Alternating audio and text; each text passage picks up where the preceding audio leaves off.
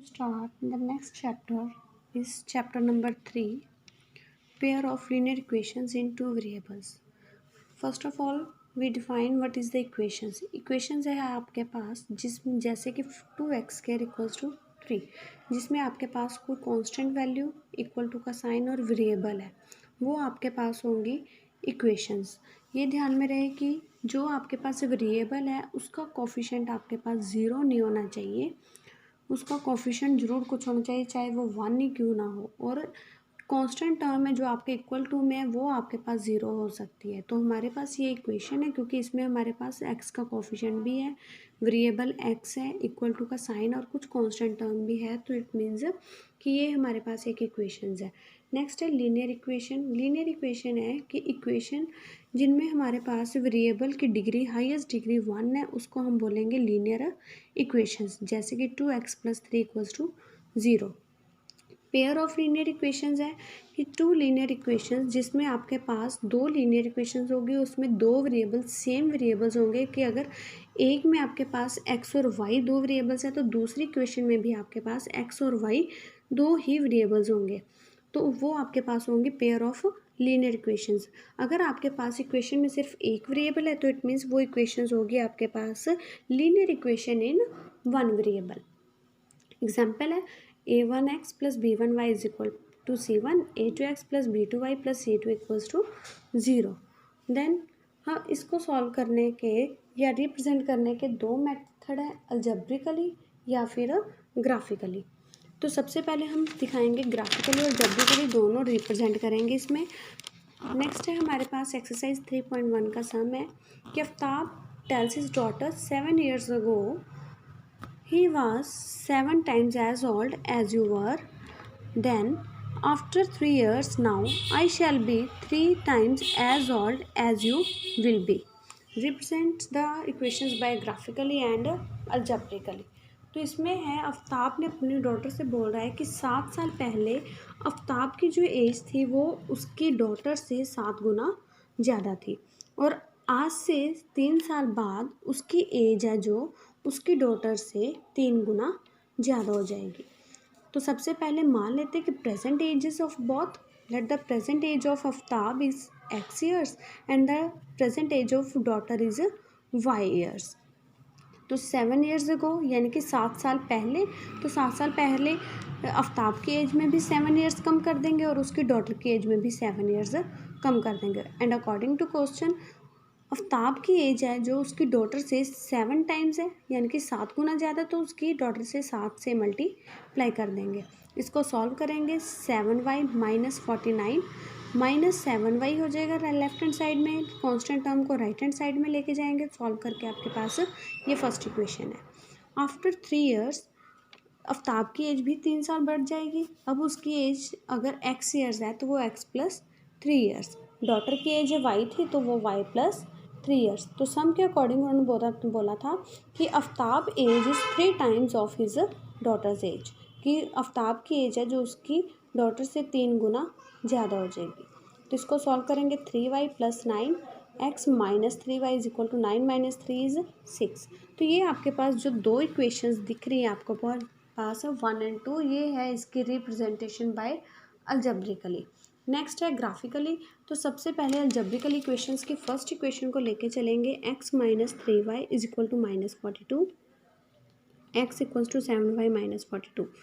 तो हमने इसमें y की वैल्यूज़ पुट करेंगे और आपके पास x की वैल्यूज़ आ जाएंगी. बट ये ध्यान में रखना है कि यहाँ पे y की वैल्यूज़ है जो हम इस कांस्टेंट को ध्यान में रख के पुट करेंगे कि जो इसकी वैल्यू इसके अकॉर्डिंग होनी चाहिए. कि अगर यहाँ पे मैं y की वैल्यू 0 पुट कर रही हूँ तो इट मीन्स मेरे पास वैल्यू आएगी x इक्वल टू माइनस 42. जो ग्राफ पे प्लॉट करनी थोड़ी सी मुश्किल होती है आपके पास, तो हम वैल्यूज़ वो लेंगे जो इसके नियर बाय होंगी, या तो इसके इक्वल हो जाए, इसके छोटी या इससे बड़ी हो जाए. तो मैं यहाँ पे y की वैल्यू 6 लेके चल रही हूँ. 7 6 तो 42, 42 माइनस 42 इज़ 0. तो साथ में इसका एक बॉक्स बनाएंगे. x और y की वैल्यूज़ पुट करनी है. हमने y को लिया था 6 तो x की वैल्यू है 0. ये ध्यान में रखना है कि वर्टिकली नंबर्स को रखना है हमने. नेक्स्ट मैं y की वैल्यू लेके जा रही हूँ 7, तो 7 is into 7 is 49 minus 42 is 7. तो x की वैल्यू भी 7 और y की वैल्यू भी 7. सेकेंड इक्वेशन है x minus 3y is equal to 6। तो वैल्यू x की फाइंड आउट कर लेंगे 3y प्लस 6। तो यहाँ पे मैं y की वैल्यू स्टार्टिंग में 0 पुट कर रही हूँ, तो ये वैल्यू आ जाएगी 3 into 0 which is equal to x equal to 6। इसका मतलब अगर y 0 है तो x 6 है। वर्टिकली रखेंगे, y की वैल्यू 1 पुट करोगे तो यहाँ पे आपके पास आ जाएगा 3 इंटू 1 प्लस 6 इज़ 9। और नेक्स्ट हम इसका बनाएंगे ग्राफ। ग्राफ के लिए आप ग्राफ कॉपी यूज़ करोगे। सबसे पहले एक वर्टिकल लाइन लेंगे और एक horizontal line. Horizontal line is called the X axis and vertical line is called the Y axis. यहाँ पे हम वैल्यूज़ पुट करेंगे, ये 0 1 2 3 4 5 6 7, ये है हमारी पॉजिटिव वाई एक्सिस।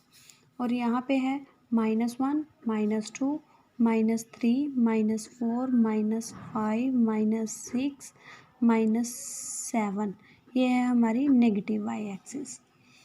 तो यहाँ पे एक्स की वैल्यूज़ पुट करेंगे 1 2 3 4 5 6 7 8 9 10।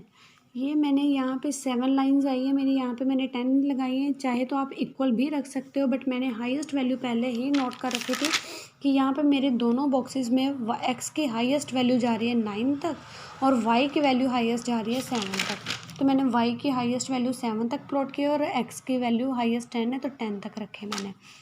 तो यहाँ पे -1 -2 -3 -4 -5, बस ये ध्यान में रखना है कि आपके पास वैसे भी ग्राफ होगा तो सेम आपने डिस्टेंस वहाँ से लेके चलना है।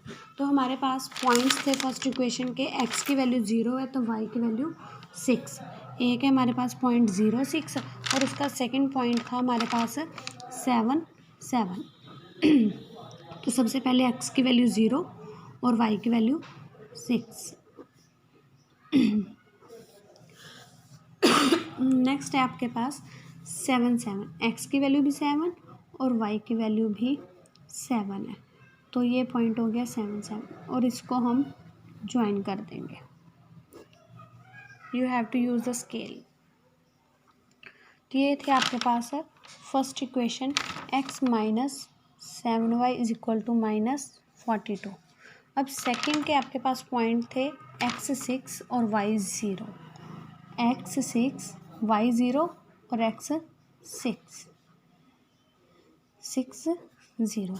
नेक्स्ट पॉइंट था 9 1, x 9 y की वैल्यू 1, तो इसको भी ज्वाइन कर देंगे। तो ये है आपके पास second equation x minus 3y is equal to 6। तो ये है आपकी ग्राफिकली रिप्रेजेंटेशन।